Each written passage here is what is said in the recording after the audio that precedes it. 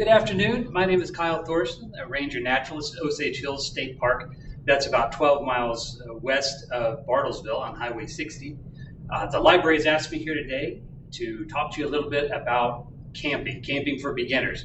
And for that, I imagine there are some people out there. The state park has been open through the entire pandemic. We had restrictions, of course, but we remained open. And we had many people come out and take advantage of the open country where you're a long way. You're just automatically socially distanced just by being out there. So we had a lot of that. You might have missed out on that opportunity or been tied up otherwise. Maybe it's just been a decade or two since you've been camping and you say, oh my gosh, there's so much to know, so much I need to purchase. I don't know that I'll ever accomplish that. And so what my hope is for you today is to spend about the next half hour, 45 minutes, discussing just the minimum of what you need to go camping. And I want to say that you can do it. You can do it with what you have around the house right now, and you can do it with full confidence. And if you get out to a campground and other people are doing it different, that's okay. That's one of the amazing things about being out in the wilds is that everybody gets to create their own niche. As I'm going through my stuff today, I won't be mentioning a campfire. I very seldom have a campfire. I camp frequently, and I've just gotten away from that. And there are some people who say without a campfire, there's really no need to go camping. That is it. That's a social gathering point. That's where we talk until midnight. And so my kind of camping in that sense would be a little different than yours, but the equipment that you're going to need is going to be roughly the same. Now, I'm going to move around here, and I have an automatic gizmo following me, and even this online thing is weird to me. I'm talking to a machine. It's like I'm talking to an ATM. In fact, maybe next time I'm at the ATM, I'll talk to it because there's probably a guy watching on the other side just so totally bored. But anyway, so this is what it's like talking to an ATM, but I know that you're out there. You, nice shirt. I like it. But this is all new to me. So I have some library staff in here that are going to possibly shoot me questions when I start getting, when I overlook something or where I'm unclear. So with that, let's start with camping for beginners. Now, one of the first things you'll need to decide is where to go. Now, I'm going to direct you from Bartlesville, of course. I'm going to recommend Osage Hills State Park. Again, it's a short drive. If you forget something, you know where town is. You know where home is. You can probably get it from home. And if not, you know where the stores in town are where you can go and get those supplies that you overlooked. So north of town, we have Copan and we have Hula. And I recommend those as well. They're great. Those are on a lake. At Osage Hills, you don't have a lake, but we have trails and some other things that you'll no doubt enjoy. So if you're really nervous about camping and you say, oh, it just paralyzes me to think about going out there, sleeping overnight in the dark.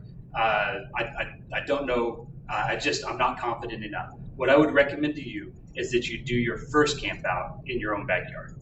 It's familiar to you. You know that there are fences all the way around you, so boogeymen aren't going to come in and get you, and you'll have that extra security. And if that's what it takes, please do it, because also if the weather turns bad, you just go inside.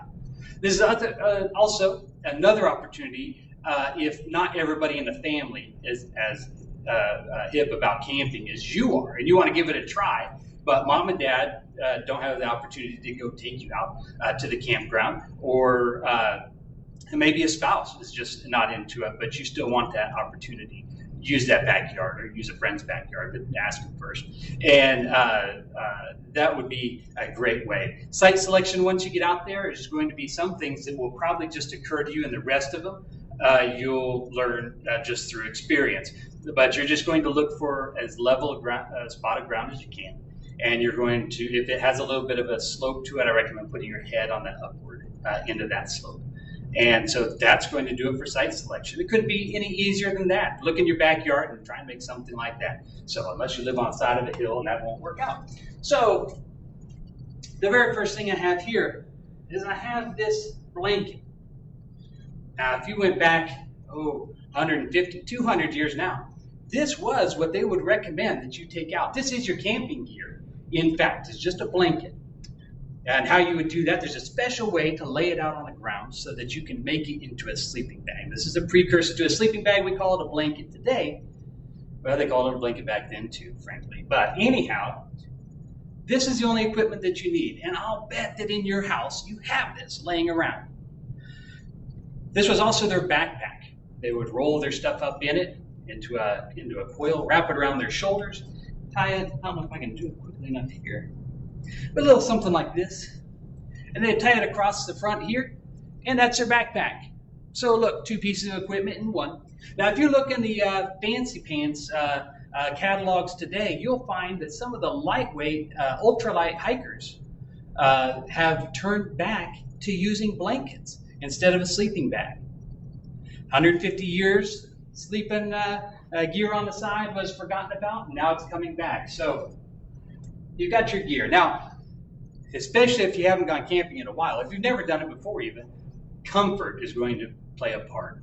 So I would recommend that when you're choosing your time to go out, look for good weather. If bad weather's on the horizon, you can absolutely camp through bad weather. The old Scandinavian saying is there's no such thing as bad weather, just bad equipment.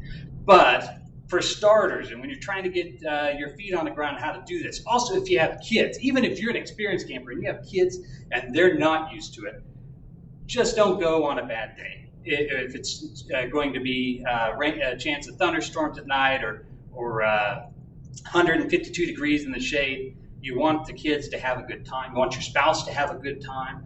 And so choose a good day. Just work into some of that inclement weather. But we can do things around our campsite to make it more comfortable. So we had our blanket that we see that we could turn into a sleeping bag, and we just lay out on the ground. Well, you might then get a tarp. So that tarp can lay out on the ground, then you can put your sleeping bag on it. That's perfectly fine. Out at Osage Hills, if you want to put down a tarp and a blanket and sleep on the ground, that's okay. It's no problem. There'd be no judgment out there. In fact, it's actually a pretty cool way to do it. In one summer, I spent nearly 3 months sleeping under the stars, just on a tarp and a sleeping bag. Now, you take that tarp, and you were to run a piece of paracord or something through it between 2 trees.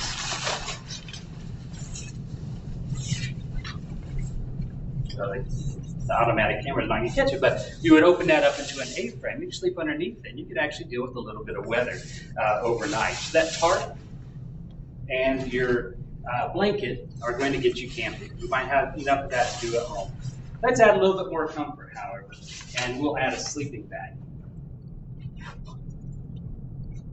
Say we'll add a sleeping bag. Maybe I lost my sleeping bag. Okay, well, there should be a sleeping bag around somewhere. In that case, we are going to have to sleep in our blanket tonight. Sleeping bags, when you go to look for them, they pack down typically today into just the size, almost the size of a shoebox. And you have many choices. You can go down to the sporting goods place, Dunham's. You can go to Walmart. You can order online. There are a lot of different choices. I would recommend for the summer that you get one that is lightweight and is just going to be enough to swing over you. In fact, you might want to pack just a lightweight sheet to go with that, because maybe the sleeping bag will be too heavy as it is. But just an ordinary sleeping bag would be just fine, and that's going to be a level of comfort beyond the blanket because you get to zip it up. They have right and left. If you are going to be sleeping with a partner, you can just get opposite zippers, left and right, and you can zip those together. They now have sleeping bags that are mummy bags, but they have extra, you might say, girth on the up and down, so you can sleep on your side. So a lot of different options out there, a lot of different choices for you to make. And I'm thinking that for probably beginning camping, you're probably not strapping on a pack, hiking 20 miles into the campsite. You're going to do what is often called car camping. With car camping, there's not so much a limitation in weight. And so you can add some extra luxuries that you wouldn't take if you were hiking into a campsite or doing a backpacking trip. And so the nice thing with that is the sky's nearly the limit on luxury. Well, maybe trunk space, and if you want to take the kids, you better not fill up the back seat. But the sleeping bag is going to be the next thing that's going to increase your level of comfort. Now we need maybe a tent. I've set up a tent here. This tent is Mountain Hardware, I believe. This is my summer tent, and you can see that it has lots of screen on it for breathability, so a breeze can go through there. I have also a rain fly that can go on that in case the weather is bad. And those would be the things that you're probably looking for. It's probably a tent that you can take out in the summer. Leave that winter camping for later. The main difference between a summer and or what you might call an all-season or a three-season tent is that for sleeping in the winter, you don't want all this screen. You want it to be kind of solid. So you're looking for all the tents that you're going to find at Walmart and probably at Dunham's are going to be this style of tent. They're going to have a lot of screen, maybe even more screen than this, and they're going to have a rain fly. You might also look, when you're buying that tent, you might look for what we used as our tarp earlier. This is called a footprint. We have some tents out there today that are strange shaped, and so that footprint is going to be exactly the shape of your tent.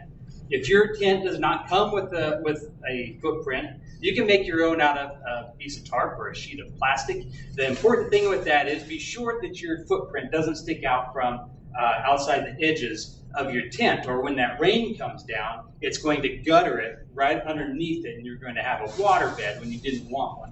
And so a footprint is nice, not a necessity, but it is handy to have, and you can easily make one at home with some plastic sheeting, or by Harbor Freight in particular has some inexpensive tarps.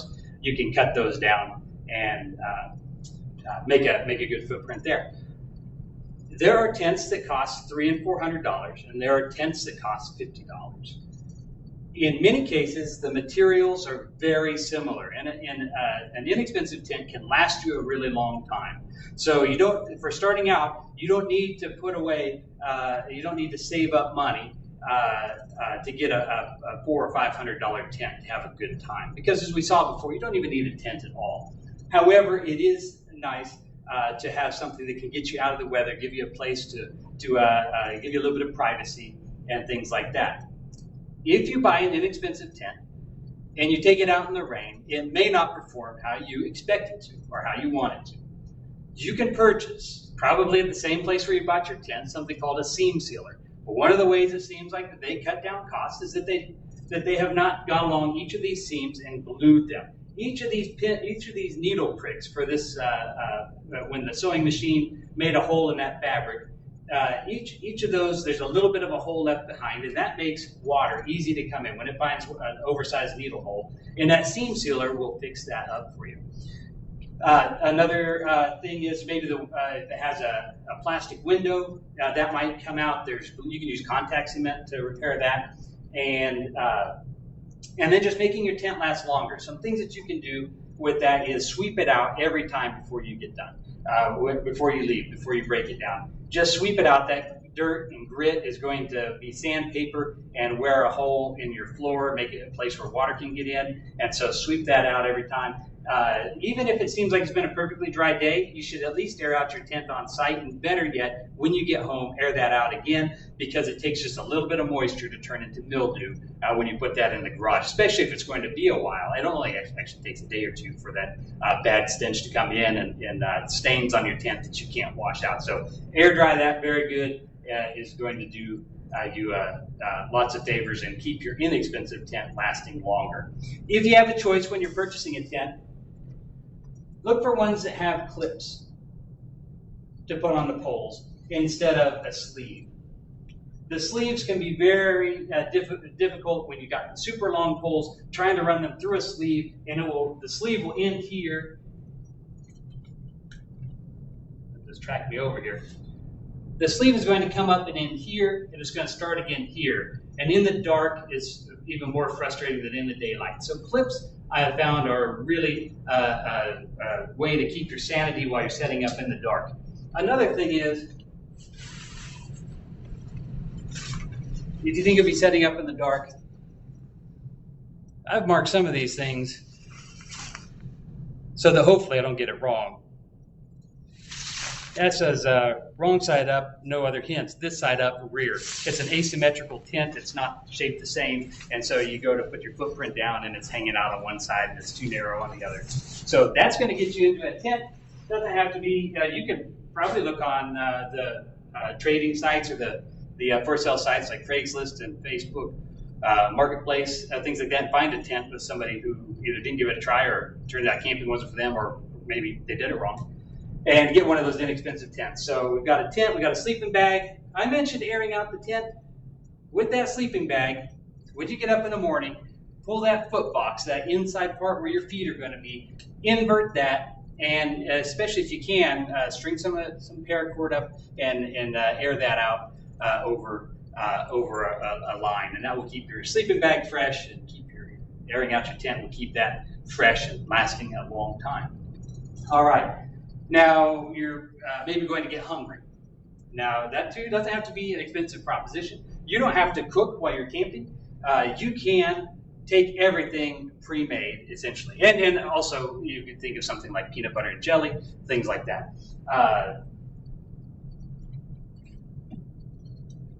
I have a couple of these boxes. I have one that's twice as long and another one like this. I call that my larder. And so just a week ago, I took I was gone 8 days camping from my car, so essentially car camping. And this is the stuff that I took, the stuff that you're seeing today. And I had my larder with me. I ate out, I think, 3 times across that 8 days, and for a 4th time on the way home. The rest of it was all done. I had just packed things into my larder. And it was stuff that's very similar probably to your pantry at home. So raid your pantry, look at those expiration dates, and maybe take some of that. Noodle meals are super easy and quick to make. Granola bars, granola for the morning. Dry oatmeal, just add some hot water. You actually just add water. It just takes a while for it to make, and then it's kind of gluey. Well, forget I said that. Use hot water. And so the larder is going to get you into food. You can get things even like bacon that doesn't require refrigeration until you open it. But you might want to get that small ice chest or large, depending on how many people are going with. Or you could just have your own and let everyone else eat peanut butter and jelly. Guess what I found? It's my sleeping bag. I thought I had. In my cooler, just as a staple, I have, even when I'm storing it, I have a towel and an egg case, and usually a black trash bag, a big trash bag. What this is, it reminds me that that the egg carton is going to get all soggy, and so I want to move my eggs when I buy them into there. So I put that in there. This, I set out the black plastic trash bag. I put this in the bottom because sometimes I forget to reclose this thing here, or it just leaks. And so this allows it to absorb some of that water, and the plastic bag keeps it from getting all your camp gear wet, even if rain wasn't in the forecast. So that's just something that I have. And so one thing that I have done is, let me clear some space here. We don't need this sleeping bag now. We've got another one.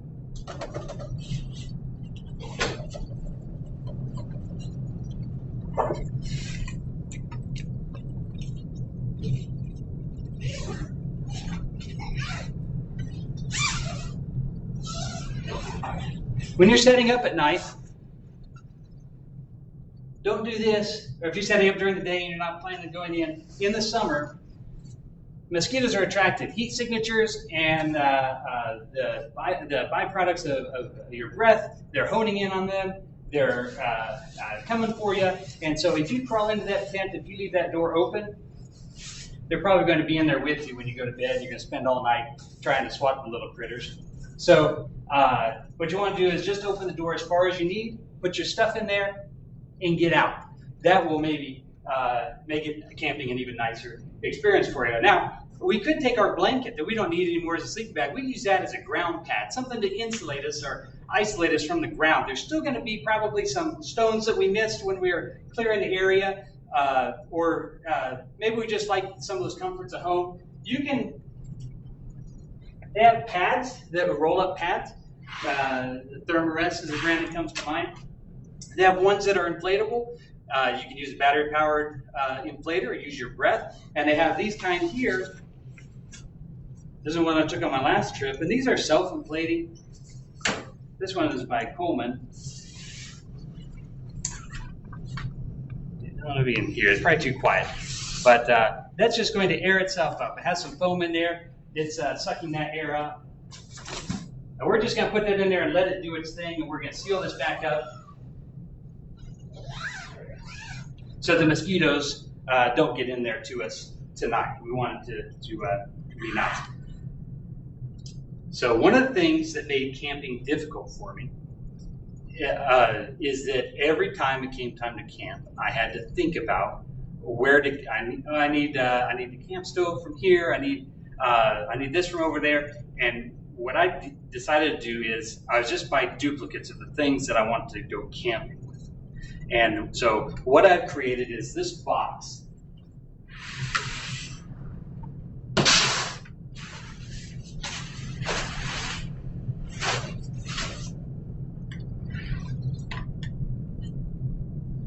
And in this box, I've placed the things that I need to go camping, with the exception of my sleeping bag, which I traditionally carry in my ice chest. No, I know, just today. My sleeping bag, my sleeping pad. If I'm going to take a larger stove, I've got that. This is the gas stove that's been around for years. This one runs on a propane tank.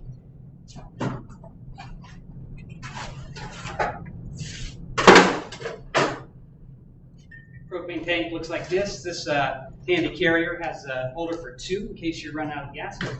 Most of the time, many times camping, it's just me, so I have a smaller version of this. But if I'm going to be cooking for a lot of people, we might do it that way.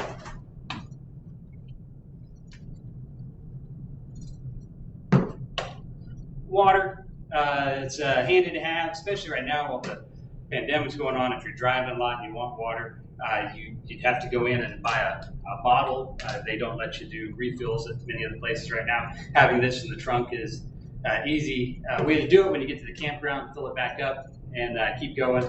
I keep a little towel. There's a little fishing rag. I've just attached that to the handle on the top. Always nice to have a handy towel around. But by and large, the goodies are inside this box. You can create a box like this of your own, but it's going to look a little different because there's going to be what you want to have when you go camping. And that's going to be somewhat different than what I have. But I know I can grab this box, grab my sleeping bag, sleeping pad, and tent, and be on the road. I don't have to think too much more about it. What do I have inside of here? Well, I'm going to show you. If you pack something like this, if you create something like this, don't fill it so full that you have to have a fold-out poster of how to put things back in, because that's going to be a nightmare in itself. Just pack it where things go back in when you want them to go in. I've made this fit well for me. I have a sink in here. I think it's a double sink. It's been a while since I used it. I saw a sink the other day that's silicone and it smashes down flat, so that might take place of my sink in here. I've taken to just washing my dishes in the largest dish that I have, the largest pan that I use, and go from there. So I haven't used the sink in a little while. Wet wipes, handy around camp. This here, hang it up. This is actually a toilet paper roll. Get those staples. The tarp, this is a 5x7 tarp. I don't think I've ever used this, but a tarp is great for a rain fly. It's good if you decide that you don't want to set up the tent. You do just want to string out a piece of rope and sleep underneath there. So I have that, super handy. I've got a couple of things of games.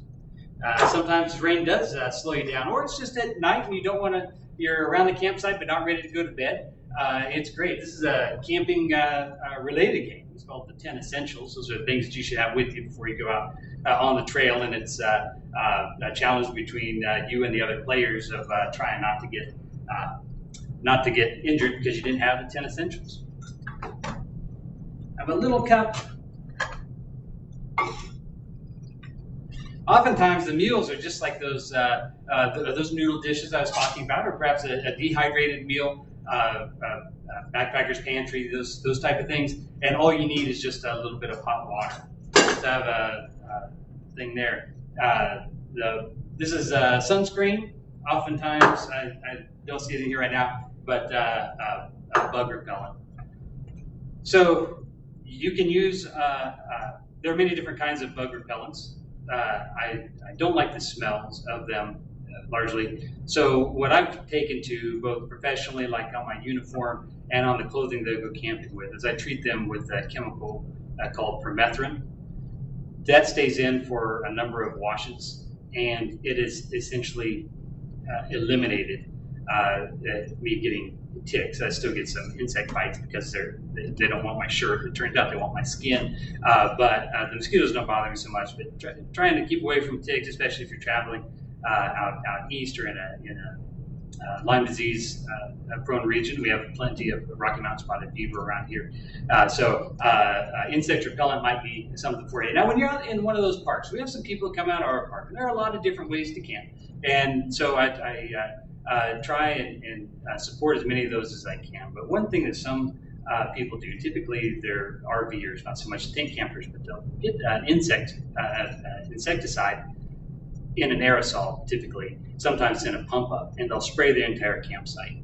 You are a visitor out there in that place. Please don't go killing everything. Almost everything that's going to die as a result of that poison was never going to hurt you in the first place. Same thing with those bug lights. You're attracting them in. You're attracting in insects that want light. They're not looking for a blood meal, and you're just zapping them. And at Osage Hills, we have a tremendous number of moths, and so it's fascinating. And I think in the spring and summer to walk around, look at all those moths, and to hear them flying to their doom every evening amongst the RV sites is somewhat disheartening for me.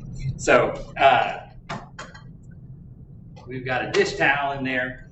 We've got a Tang, a family favorite, at least of me and my daughter.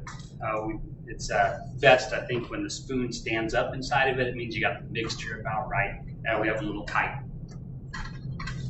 What is that? That thing? This one here? Yeah. This is a kite. Oh, kite. Okay. Yeah. Sometimes if the wind's strong enough, you just throw the kite up into the air and tie it off to something, and you can have your meal while the kite's flying. It just adds a little bit of color to the thing, but it just goes there with games.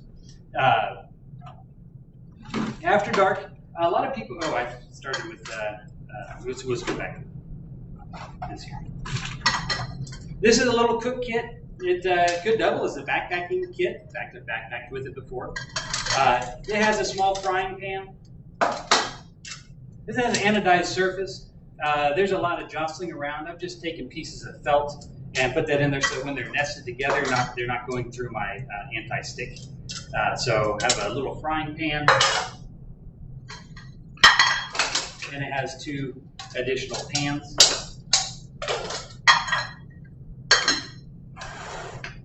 Bottom, I have a hot pad because sometimes they get really hot, or where you're going to set it might scorch. So used to be larger. It's a piece of silicone, but I cut it down to the size of my pans, so they go right in the bag with it. My smaller pan, not to let space go to waste, I put in my dish rag,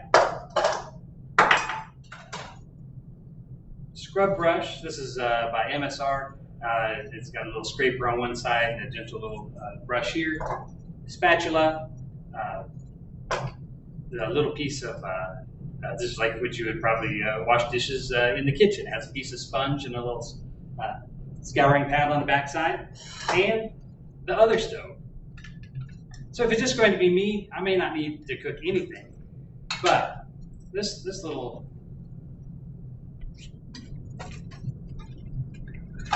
this is a tall can. They have a smaller can of fuel as well. You just open up. screw onto here. And then you can boil your water. What's in that? This is a blended fuel, but it's essentially a butane, like lighter fuel. And so you would have that, and then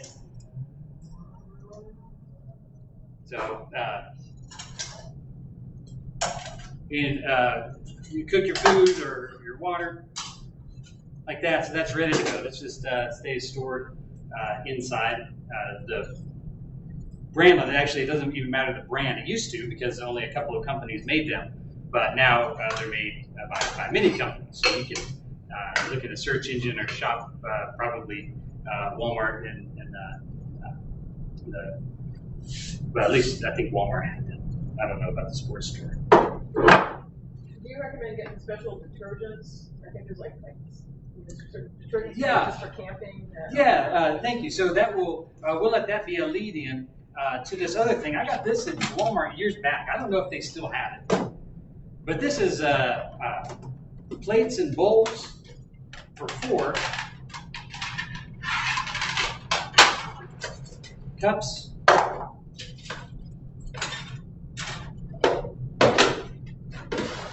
So this is a little bit deeper than the plates. So inside of the cups, I just used as additional storage. I have a windproof lighter. The little stove that we saw earlier, it has a little piezo clicker on it, so you don't need a lighter. You just go click, click, and it goes to life. And when it's cantankerous and doesn't want to do that, then you have windproof lighter. Or if you're going to start your campfire or something like that, you know that you have one in one of your cups. This is just a multi-spice. It has some garlic salt, black pepper, regular salt, paprika, curry, cayenne. You can buy these at many different places. I think this one is a Coughlin's, but I think I've seen them branded other brands. And so that's good to spice up any dish, even if you just have a can of green beans and you put some cayenne on it or something, or garlic salt, and kind of make it come to life a little bit. The question here was about a special soap. You want it to be, there are certain considerations. If you're using just a little bit of soap in one place, maybe it's not such a big deal, but when you're either out in the, if it's going down a drain, what type of soap you use is probably immaterial. But the more you get out into the woods and into a place that where the water might go out onto the land, a special camping soap would be recommended. There's no need to bring a whole gallon. It's I've used this a little bit over time, and I'm down. Looks like the lower third now, but there's enough in there. I use this for my dishes. You can use it to clean up my hands. It's a multi-purpose camping soap. As far as nitrates and things like that go, being biodegradable, I suspect probably every soap is, but there's special camp soap. And so that goes in this cup, which has a funnel for those other cooking needs. And so that goes right in there. Many times things come in a container really too large. There's no sense taking up your trunk space with that. Move it into something that's a little bit easier. I think this did originally have shampoo and turned it over into camp soap. This is camp soap as well. These are little sheets. Probably have to lick my finger to get one out, so I'm not going to do that. But inside there are 50 sheets of soap in here, and once you get those wet, that turns into soap for you to wash. Safely stored in a cup. All right, so that is the little cooking kit. And so I always know I don't have to go raid the kitchen. I don't have to buy paper disposables every time I want to go camping. It's just ready to go. And in my camp box, I have sporks of various kinds in here. They go, the nestle just right in the side, and that's enough. That's cooking for 4 people right there. Inside of the box. We'll go to light after it gets dark. You want a source of light. The old standby was the gas lantern.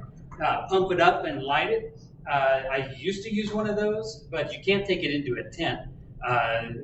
Well, maybe Death Wish, or if you want to be shrink wrapped in it. But on a rainy day or even at night, you've already turned in and you want a little bit of light. So I've changed over to the LED style lights. I had one that was LED that looked just like a lantern, and I used that for years. And just recently, I've converted over. I use this one now. The handy thing with it is that you can punch these off and use them. Now, someone wants to go over here, but your lantern is still connected. It has D batteries in the bottom and rechargeable AA batteries in here. So when you get back from doing what you're doing, getting some firewood, you can plug it back in, and it's going to recharge that battery. So this has been the new one that I've changed to. I have a couple of just fold-out camp chairs. Not particularly comfortable, but when you want a camp chair or want to sit down, these are handy. They just fold open. Probably for comfort, you're going to want to pack a camp chair, but just in case I forget them, I want to be sure that I had something around. And so here we've got one just ready to go with just a moment's notice or so, and sit around a campfire. I carry 2 of those in here. The hatchet's good for the firewood. I see especially the last couple of years, people have just taken firewood and they just take a whole tree and just feed it in like in a locomotive or something, and that's not very safe. The best thing is cut cut your wood down so it fits entirely inside the fire ring. But it is handy for making tools that you forgot or cutting firewood down. All right. Yes. Give me a recommendation. Do I just go ahead and buy firewood? Just buy some firewood from anywhere and bring it to? Yeah. Thanks. So the question, there's a wonderful redirect here from the side, is about firewood. Are there any considerations with it? Well, there are a couple. So one important thing is that in Oklahoma State Parks, it's actually prohibited to collect your firewood from inside the park. At Osage Hills, we have a little bit different view on it because of the number of blackjack and post oaks that we have there. And so we allow collecting down and dead, but you have to ask to figure that out, because otherwise you're in violation of the policy. And that I would recommend that you check that at all the places. So let's say that you either don't want to leave that to chance, or you're going to you know that you can't collect in the park. You need to buy it, or you're going to burn it. We have been moving things such as the emerald ash borer. We've been moving them around. It's next door. It's in the next state, waiting to come in here, waiting to destroy all of our ash trees. And we can prevent that. We can slow it at any rate by not moving wood around. So buy it where you burn it, or burn it where you buy it. Whichever one of those you want to adopt, you're going to be standing in good stead. So bring that firewood. If you buy firewood locally, don't take it home with you. Either leave it there, and someone else will be happy to burn it, the next guest at that campsite, or just burn it all, consume it all yourself. But don't put that in your trunk and take it home, or you might do the damage the other way by taking it back home with you. So once it's made it out there, that's a one-way trip. Just leave that wood in the park. Yeah, thank you for that redirect. That's good and timely. So speaking of time, I'm nearly to the end of my time here. So I'll just briefly go through here. And so you don't need to mimic my kit. This is a pencil holder that has some of those silicone measuring cups in it. So if you do need a couple cups of water, you just pop out your thing. But that way you're not limited on your cooking. There's some matches, and so bear spray, because sometimes you get out and you go, it can be in bear country and you forgot your bear spray. Well, not if you just keep it with you all the time. It's not a bad thing to have. I had a young lady that was hiking in the park not too long ago, and she was wearing bells. She had bells on her shoes, and I said, "Well, you're bear aware. You're ready for bear. But we don't have grizzlies, for a couple of miles." And she said, "Well, I just wear the bells all the time, and that way I don't have to think about it," which works for me. So I do want to talk about a little bit of that safety stuff. So real quickly here through, I have an entrenching tool. This is this military surplus style entrenching tool. In the old days, they used to trench around the tents, but the tents used to be cotton and absorb all the water that came in. It's against policy everywhere I know of to trench around your tents. And with today's modern materials, it's not necessary, but you never know when you might have gone down a road you shouldn't have gone down, or that would have been wiser to it's too wet or something, and you might need a shovel for something. Here's my sink. It is a double. If you had a lot of dishes, that might be handy.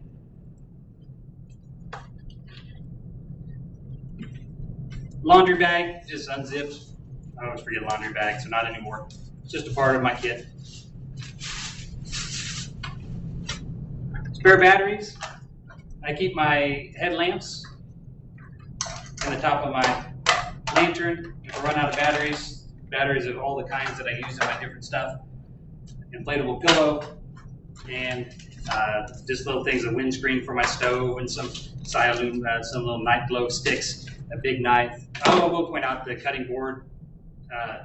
For years operated without one, but I wouldn't trade it in now. And let's say the two last things in here is going to be a big limb saw for trimming down some of the firewood, or you need to trim something else up. And when you're done with your tent, before you put it away, you're going to want the little broom and dustpan to get all that out of there to preserve, make sure your tent lasts a good long time. So we do have the safety issues. So some people are concerned. They say, well, I would go out there, I'd camp all night, but I'm afraid of wildlife, afraid of what's going to get me, or maybe there are Sasquatch or something, and Sasquatch particularly hungry and is going to come and try and eat me in the tent, unwrap it, and I'm in there. But it just doesn't happen. I'll just say, in my park, there's nothing that you need to be worried about while you're out there camping in your campsite. If you're going to walk to the bathroom at night, there might be a night hunting snake on the path. And the way that you don't step on that is that you carry a flashlight. You carry something that's going to let you see the ground in front of you.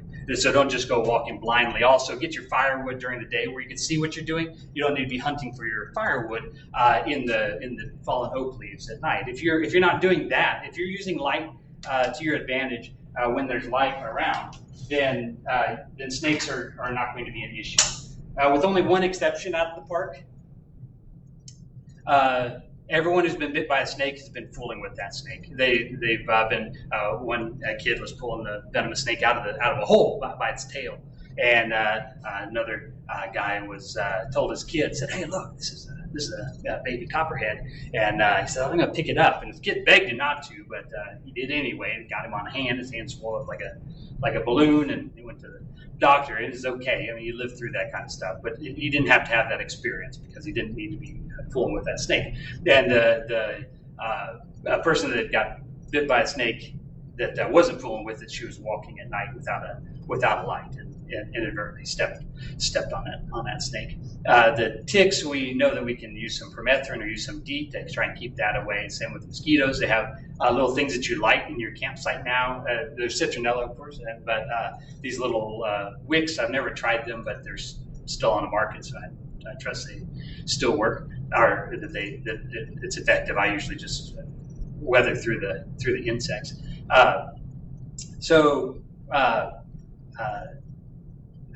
Those are going to be the main things. If you think if you're going camping in Arkansas, even southeast Oklahoma, or someplace where you might encounter a bear, then being bear aware is smart. And so the things like that are, you're not going to take food into your tent with you. You're going to leave that inside your vehicle instead of a hard-sided vehicle. Best somewhere where they're not going to be able to smell it, not be able to get at it. You don't want to have something delicious smelling inside of your tent, because the bear might decide that you'd like to have that, and it's not a very good wrapper anyway. And so this is bad news. So look up on the internet, just Google it, bear aware, And if you practice being bear aware, even where there aren't bears, then you're going to also make sure that you don't have a problem with things like raccoons. Raccoons like to come in. Many people have a trash bag hung up in their campsite, and they leave it there at night, and that's like a piñata for our raccoons. They celebrate almost every night with a piñata at one side or another. And if those guests had been bear aware, they would have put that away. They would have put it over in the dumpster, and they would have locked that inside their car. And so just keeping things that smell good to wildlife, keeping that put away. Probably bears mentioning at this point that no matter how cute the animals are in the park, even at our park, the raccoons, they seem like they're just begging for food and they're so darn cute. But don't feed them. It's just, it makes a bad deal, and eventually they're going to want to take something from somebody, and someone's going to get injured. And so the best thing is just don't feed the wildlife. Those would be, there's not going to be any, there's nothing else big. You're going to hear the loudest sounds you're going to hear in my park at night. This does go for, I think, all of Oklahoma. The biggest thing you're going to hear that makes the most noise, where you think something huge is coming towards your tent directly, it's going to be an armadillo, because they've got their noses all the way down in the duff, and they're just making a terrible racket as they go through. So just ignore them. They're just hungry. They're just eating little grubs and things like that, and they make a tremendous amount of noise. A deer walking just a few feet from your tent, you may not hear at all. They're very quiet, especially, at least in comparison with armadillo. Everything's quiet compared to the armadillo. So don't worry about that. We have some owls that make some crazy monkey-like sounds at different times of the year. We have things that essentially make shrieks and squeals and all kinds of stuff at night.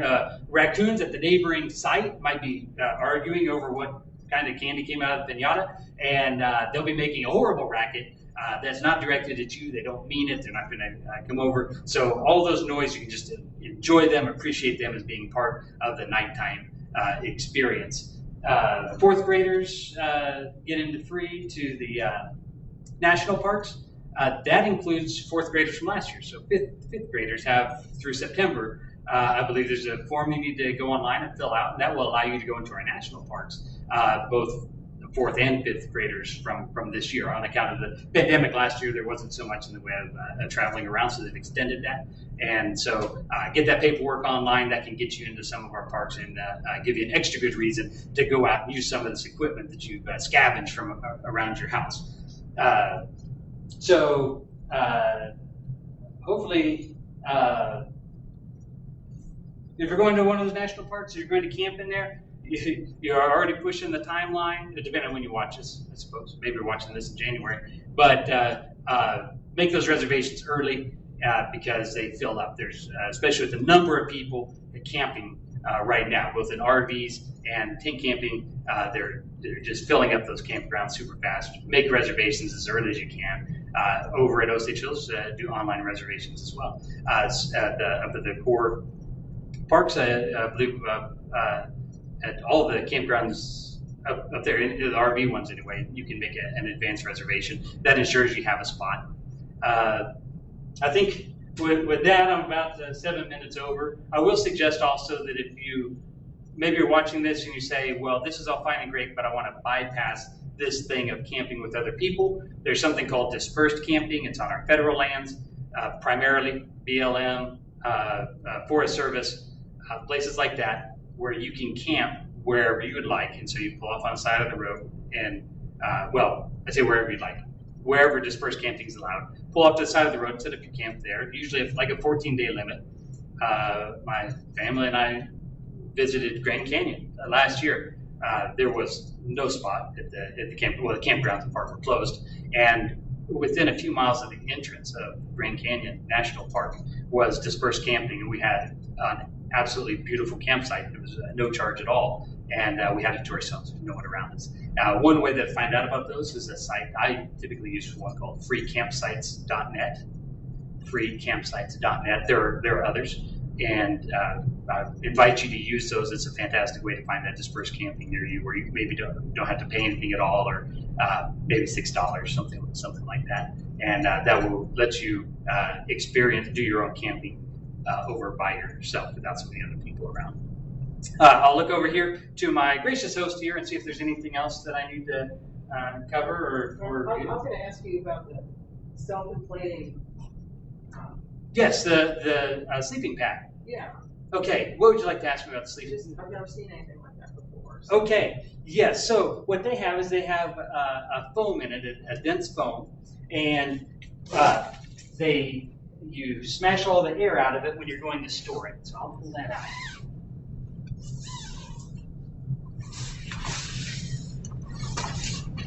So it has a valve on it that when it's open, it allows it to breathe in and expand. And so what we do now is before we lay down on it, we tighten this up so the air can't get back out. So we have a good solid pad. If you wanted a little aired up more, so one thing is that if you have one that you inflate, sometimes you're sitting there for like 10 minutes with that thing, waiting for it to blow it up. With this here, put it in your tent, let it expand on its own, and when you crawl in there, you just tighten it up, and it's been doing the inflating on its own. It usually only takes 4 or 5 minutes. And seal these up. If you want a little extra, it's done most of the work for you. Just puff it up the rest of the way, and before you tighten it, and it'll be fully. It'll just be an air mattress. The kind of nice thing with this one is then it goes into an accordion, and we can hear some of the air that's been coming into it. We hear it escaping it. We tie this up and then knock it down. Most of them roll up, but that is pretty handy. And you can get those at most retailers.